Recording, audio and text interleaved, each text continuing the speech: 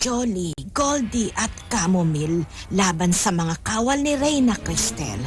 Napasakamay na rin nila ang pinakapakay Snow White. Subalit lingid sa kaalaman ni Snow White at ng mga duwende, natuklasan na ni Reyna Cristel ang katotohanan na buhay pa ang prinsesa.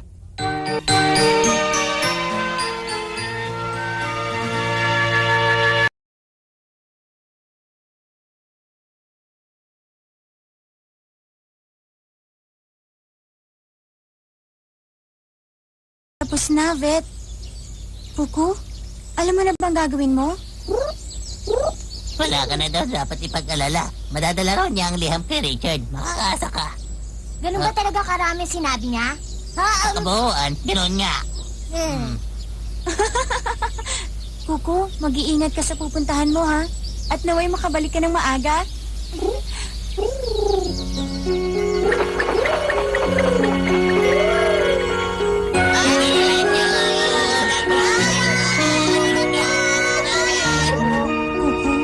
Naway maibigay mo sa kanyang liham ko at ang iyong matiwasay na pagbabalik, idadalangin ko.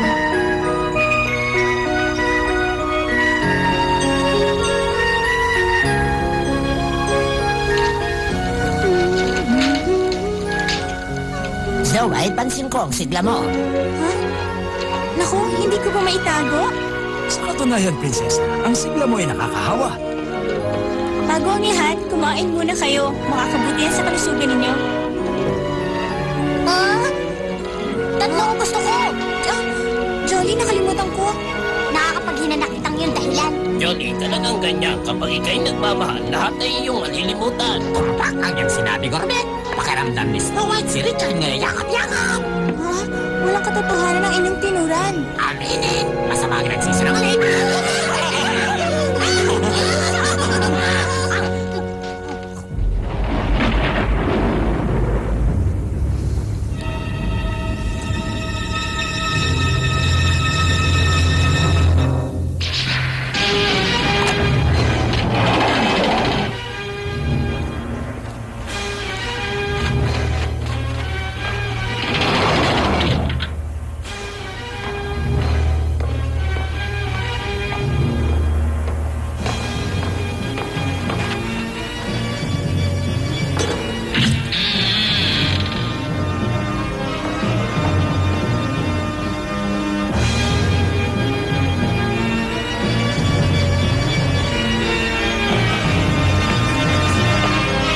Akala ko hindi ko na magagamit ang silid nito.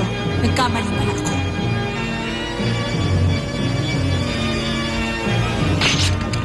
Hindi ko mahahayaan na may humigit pa sa aking kagandahan dito sa aking kaharian. Kamatayan ang naghihintay na kaparusahan! Snow White, tikman mo ang pait ng aking galit. Malupit na paghihiganti ang iyong makakamit.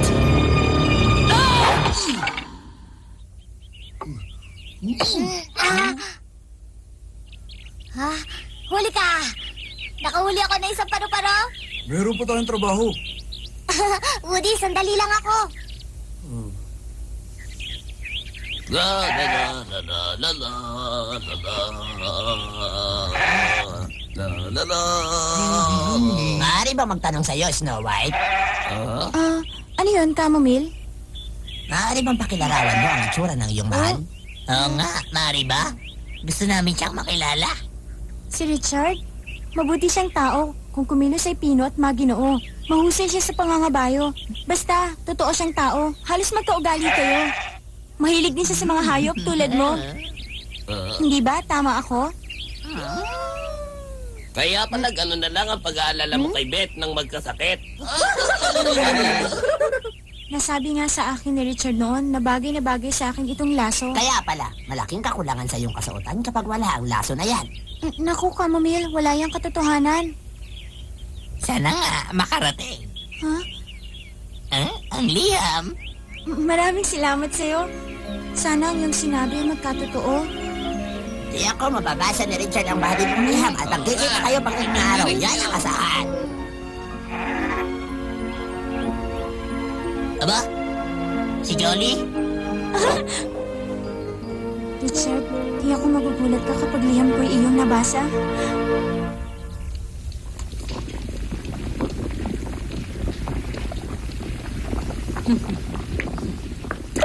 Butiking patay, ihalo sa bulaklak na bihirang mabuhay. Isama ang makamandag na kabute na kung makalason ay grabe.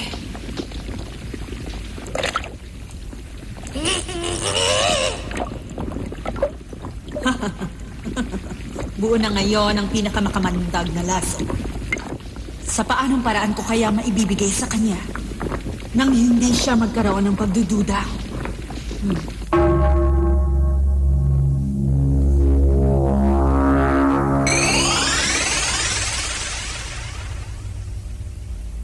Tama, isang napakagandang ideya.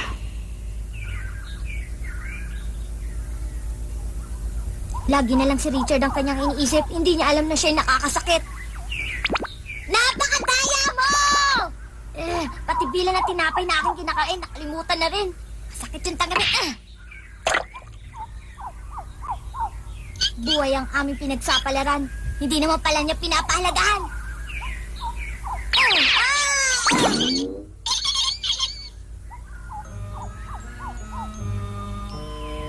Jolly!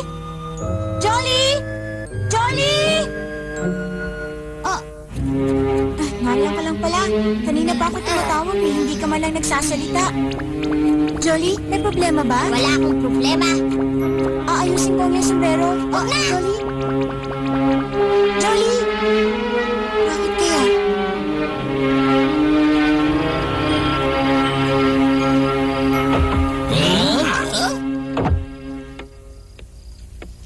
Ang tagal mo naman. Si Jolly? Ayon, kumakain mag-isa. Ano raw ang dahilan? Sinabi ba niya? Hayaan mo siyang kumain magsa. Ang ating pagkain baka lumamig na.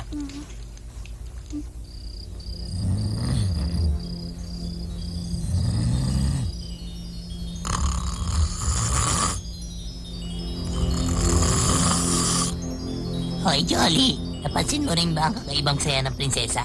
Narinig mo na ba ang kwento niya kanina? Matulog ka na. Makinig ka muna. Tungkol sa aking tupa, alam naman nating hindi sila nakakapagsalita. Pero ang totoo, naiintindihan ko sila. Hindi ko alam may paliwanag minsan ang kanilang pinapakita. Minsan, parang mas binibigyan nila ng halaga ang pagkain dinadala ko sa kanila. Subalit kapag nakita ko na silang masaya, ako may sumasaya. Mahal ko sila, minandayan, kaya ko sila naunawaan. Tulog na. Ang problema, si Snow White, nandito pa.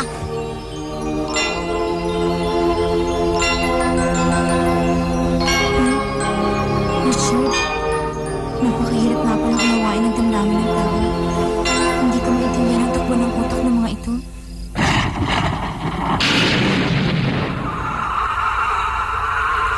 Gombre Metalul! Gombre Metalul! Tinatawagan ko ang masasamang espiritu. Espiritu ng kadiliman, patnubayan niyo ako. Isang pagpupuri ang alay ko sa inyo. Kaya't bigyang bisa ang lasang gawa ko. Gombre Metalul! Gombre Metalul! Ha?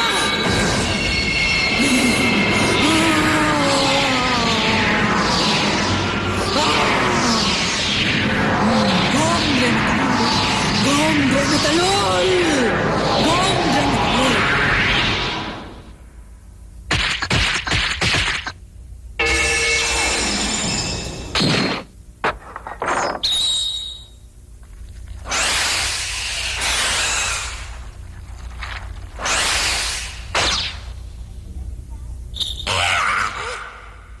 Tulad ng winika ng salamin na mahiwaga. Doon sa kakahuyan nagtatago siya. Sa oras na may tali mo ito sa baywang ng prinsesa, dagli ang buhay niya parang nauupos na kandila. Kaya't bilisan mo, walang oras na dapat maaksaya. Aasa ako sa kakayahan mo. Bilis!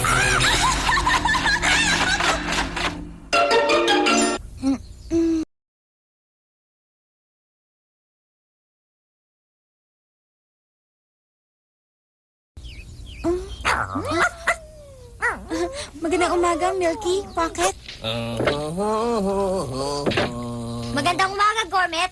Magandang umaga rin. Anong masarap na ulam ang ipauulam mo sa amin? Isang sorpresa! Sabihin mo na! Hulaan mo muna. Cormet, ayoko manghula. Sabihin mo na lang kung ano ang ating ulam. Mapilit ka. Sige na! Sandali, hayaan mong isipin ko muna. Aray ko, aray ko. Sabi, ano ba? Magandang umaga. Magandang umaga, Snow White. Oh? O sige, alis muna ako ha. Siguraduhin mo lang na masarap ang luto Jolly? ha. Oo. Maaari bang pakiabot ang langis ng oliba? Ha? Oo. Heto, Salamat sa iyo. Brunette, Bakit? meron ba akong inasal na hindi tama? Kanin naman. Kahapon ko pa kasi napupunang pag-iwas sa akin ni Jolly. Nahahalata akong ayaw niya akong kausapin. At pati ang mga tawag ko ay ayaw na niyang pansinin. Si Johnny? Bakit? Huwag mo na lamang siyang pansinin. Nagtatampo lamang si Jolly Bulinggit at laging si Richard na lamang ang iyong nababanggit. Pero Gourmet, alam mo ang katotohanan, hindi lang si Richard ang laman ng aking isipan. Ibang pagkalinga ang sayo'y kanyang hinahanap. Hindi kita maintindihan. Mas mabuting huwag mo na lang pag-isipan.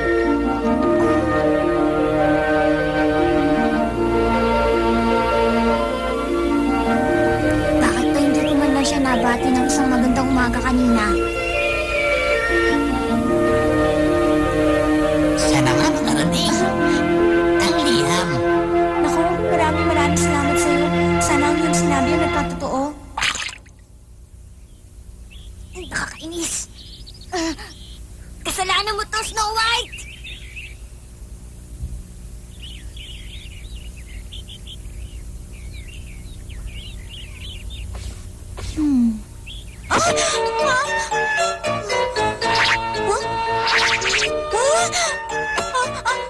Paano na to? Naku po. Anong gagawin ko rito? Sino kayo makakatulong sa akin dito? Jolly?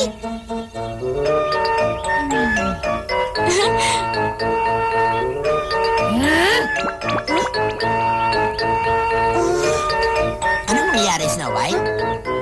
Meron ba akong maitutulong? Chamomile, ikaw pala. Salamat na mating ka.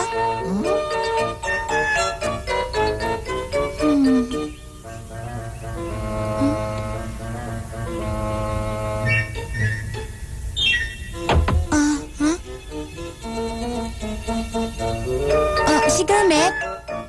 Parating na yon. Binigyan ako ni Vet ng mga laso. Ang gaganda, hindi ba? Baka may magustuhan ka. Sige, pumili ka. Wala akong hilig sa laso.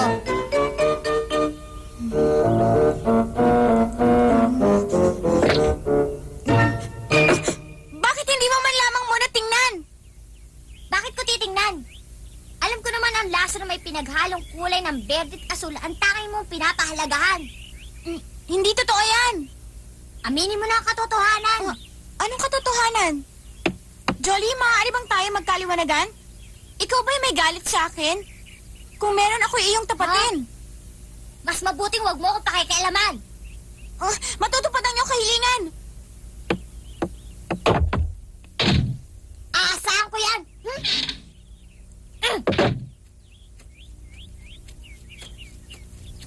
Hindi ko na siya talaga matatagalan.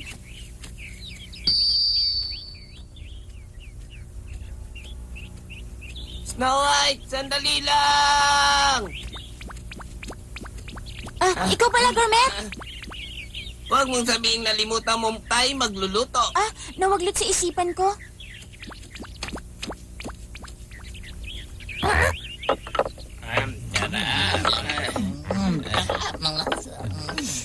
Mag-isa pa rin ba kumakain si Matampuhin? Totoo. Napakalaking gulo nito. Snow White, maaari mo bang kausapin ang ating bunso? Pabayaan na lang natin si Jolly.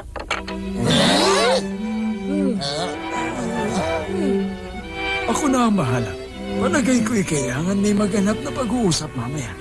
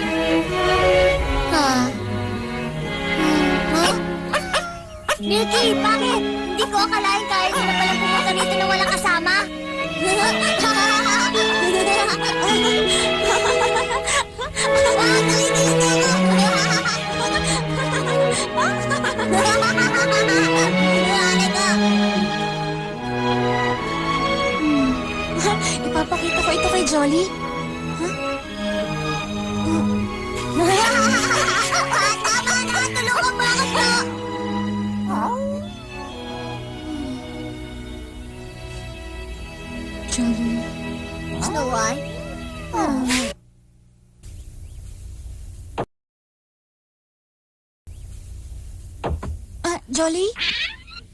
Hinahanap mo ba si Jolly? Hindi naman.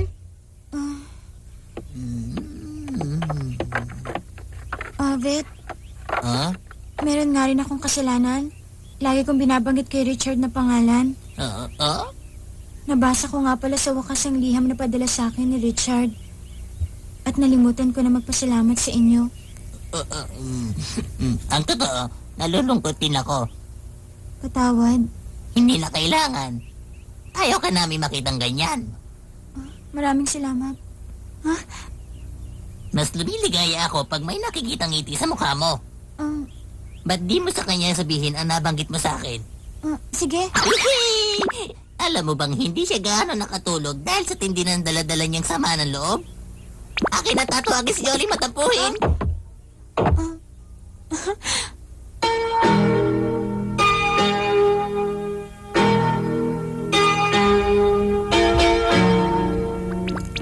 Dali-daling tinawag ni Vet si Jolly at naiwan ngang mag-isa sa bahay si Snow White. Yun ang hinihintay na pagkakataon ng kampon ng malupit na reyna.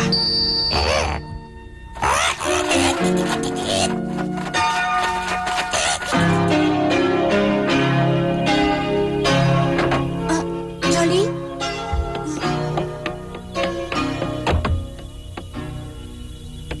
Jolly?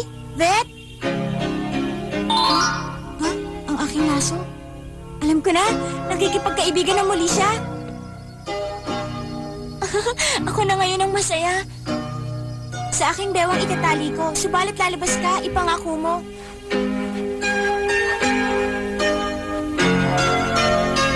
Jolly, Vet, labas na kayo! Jolly! Jolly, Vet! Come quick!